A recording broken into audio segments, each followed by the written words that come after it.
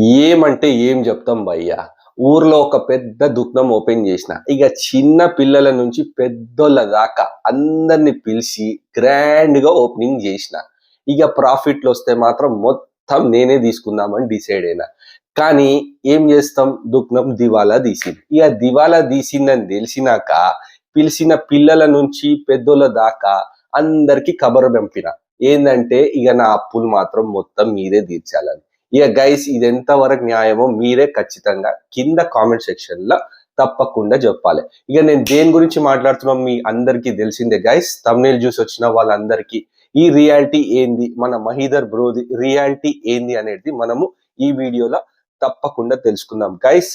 Recent గా చూసినాం మనం, మహీధర్ బ్రో పోస్ట్ చేశాడు, ఒక 50-60 lakhs ఏదో ఇన్వెస్ట్మెంట్ చేశాడు. అప్రాక్సిమేట్లీ ఎంత అమౌంట్ అనేది మనకు కరెక్ట్ గా తెలియదు, కానీ ఇన్వెస్ట్మెంట్ చేసి ఒక కెఫే అనేది ఓపెన్ చేశాడు. అండ్ ఆ కెఫే ఒక టాప్ లెవెల్లో ఒక మంచి సెటప్ లో ఓపెన్ చేశాడని క్లియర్ కట్ గా చెప్పాడు. సో గైస్ ఇప్పుడు ఆ కెఫే నడుస్తలేదు, సో లాసెస్ లో వెళ్ళాడు అని క్లియర్ కట్ గా తన వీడియోలో తను ప్రజెంట్ చేశాడు. అట్ ద సేమ్ టైం తనకున్న ఆడియన్స్, తనకున్న సబ్స్క్రైబర్స్ నుంచి హెల్ప్ కావాలి, ఎంతో కొద్దిగా హెల్ప్ చేయాలని క్లియర్ కట్ గా తన వీడియోలో ఇన్ఫార్మ్ చేసి, అండ్ మీ నుంచి ఎంత సహాయం అయితే అంత సహాయం చేయమని మనందరికీ అడగడం జరిగింది. సో గైస్ దీని వెనుక ఉన్న నిజమేంది, దీని వెనుక ఉన్న రియాలిటీ ఏంది అనేది ఈ మధ్య కొన్ని యూట్యూబ్ ఛానల్స్ లో వేరే వాళ్ళు కూడా పోస్ట్ చేయడం జరిగింది. సో నా అనాలిసిస్ ప్రకారం, నేను తెలుసుకున్న ప్రకారం ఏంటనేది ఈ వీడియోలో మనము క్లియర్ కట్ గా తెలుసుకుందాం గైస్. నేను తెలుసుకున్న విషయం ఏంటంటే, మహీధర్ బ్రో పెట్టడం వాస్తవమే, మహీధర్ బ్రో లాస్ అవ్వడం వాస్తవమే, మహీధర్ బ్రో అడగడం కూడా వాస్తవమే. కానీ మహీధర్ బ్రో జస్ట్ ఒక అజంప్షన్స్ లాగా నేను 50 lakhs పెట్టినా, నేను 60 lakhs పెట్టినా అని కాకుండా క్లియర్ కట్ గా అవి ఏవైతే పెట్టిండో అమౌంట్స్ ప్రూఫ్ చేస్తే బాగుంటది. తనకున్న subscriber, valuable subscribers, 1 lakh subscribers అంటే ఊరికే రారు.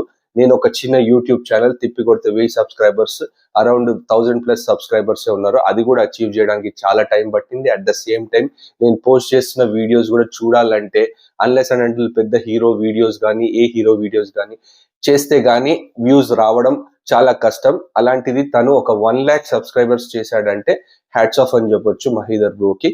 కానీ ఇలా బయటికి వచ్చి డబ్బులు అడగడం, ఇలా నేను లాస్ అయ్యాను, నా లాస్ కి మీరు ఏదైనా హెల్ప్ చేయండి అని అడగడం ఎంతవరకు న్యాయం? ఎందుకంటే ప్రాఫిట్స్ వస్తే ఎవరు ముందుకొచ్చి ఇవ్వరు. సో గైస్ లాస్ వస్తే మాత్రం మీరు అందరూ భరించాలని అనలేదు, మీతో ఎంత సహాయం అయితే అంత సాయం, తోచిన సాయం చెయ్యండి, ఫోర్స్ ఏం చేయలేదు. కానీ ఎంతవరకు న్యాయం, ఎంతవరకు కరెక్ట్, తను పెట్టిన కెఫే ఎంతవరకు రైట్ ఆపర్చునిటీ తనకు అనిపించింది, అట్ ద సేమ్ టైం ఆ ఆపర్చునిటీ తను మిస్యూజ్ చేసుకున్నాడా, యూజ్ చేసుకున్నాడా, అట్ ద సేమ్ టైం పెట్టిన అమౌంట్ కరెక్టేనా లేకుంటే జస్ట్ ఒక అజంప్షనా చెప్తున్నాడా అనేది మనం క్లియర్ కట్ గా తెలుసుకోవాల్సింది గైస్.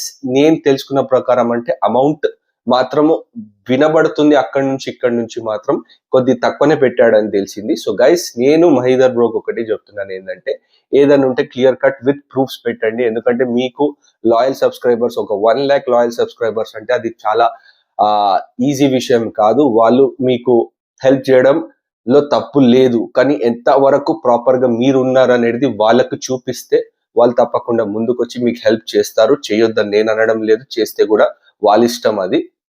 కానీ గైస్ ఏంటంటే, మీరు ఎంత లాయల్ గా పెట్టారో, ఎంత లాయల్ గా లాస్ అయ్యారో అవి కూడా ఒక క్లియర్ కట్ గా పెడితే వాళ్ళకు కూడా ఒక క్లియర్ ఇండికేషన్ వస్తుంది. At the same time remaining వేరే వాళ్ళు కూడా ఒక వీడియోస్ పోస్ట్ చేస్తున్నారు, ఇది ఎంతవరకు కరెక్ట్, ఇలా ముందుకు వచ్చి అడగడం ఎంతవరకు కరెక్ట్, ప్రాఫిట్స్ వస్తే తను షేర్ చేసుకుంటుండేనా, షేర్ చేసుకోకపోతుండే కదా, ఇప్పుడు లాసెస్ వచ్చినప్పుడు షేర్ చేసుకోవడం అనేది రైట్ కాదు అని అంటున్నారు. అది కూడా 100% న్యాయం.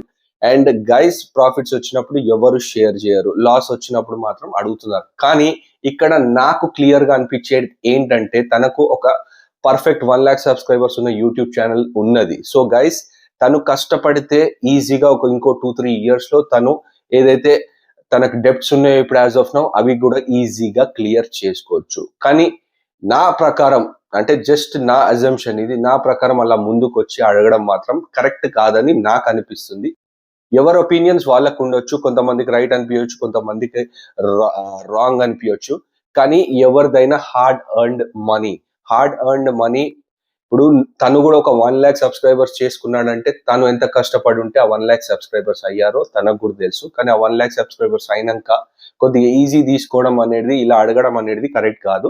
ఈ యూట్యూబ్ ప్లాట్ఫామ్ మీద అడగడం అనేది కరెక్ట్ కాదని నా opinion. I might be wrong, I might be right, కానీ నాకు అనిపించింది నేను చెప్తున్నాను. అట్ ద సేమ్ టైం చాలా మంది ఉన్నారు, చాలా మంది కష్టపడుతున్నారు, చాలా మందికి డబ్బులు అవసరతలు ఉన్నాయి. కొంతమంది నా ఫ్రెండ్సే ఉన్నారు, స్టడీస్ లో చాలా బ్రిలియంట్, వాళ్ళు చదువుకోవాలంటే వాళ్ళకి డబ్బులు లేవు.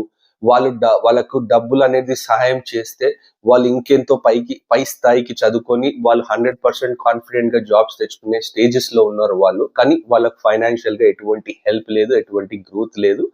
And at the same time మేము ఫ్రెండ్స్ లాగా కూడా ఏం హెల్ప్ చేయలేకపోతున్నాం, చేసేంత వరకు చేస్తున్నాం కానీ చేయలేకపోతున్నాం. కానీ గైస్, ఇలా ముందుకు వచ్చి నేను ఒక కెఫే పెట్టినాను, 40-50 lakhs నష్టపోయాను. అట్ ద సేమ్ టైం మీరు ఏదైనా సహాయం చేయండి, మీ వంతు ఏదైనా అయితే చేయండి అని అడగడంలో తప్పేం లేదు. అండ్ గైస్, మీకు ఇవ్వాలనుకుంటే మీరు ఇవ్వండి. కానీ నా వరకు అయితే తనకు అంత పెద్ద ఛానల్ ఉంది, తను ఒక 4-5 వీడియోస్ డైలీ పోస్ట్ చేసుకున్న తనకు తన ఇన్కమ్ అనేది యూట్యూబ్ నుంచి చాలా జనరేట్ అవుతుంది.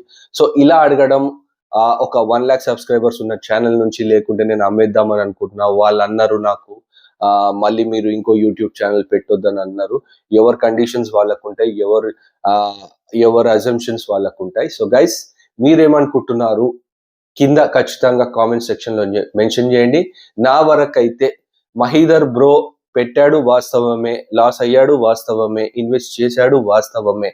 కానీ ఎంత ఇన్వెస్ట్ చేశాడు, ఎంత లాస్ అయ్యాడు, ఎంత బయటి నుంచి తెచ్చాడు, ఎంత తన పాకెట్ నుంచి పెట్టాడు.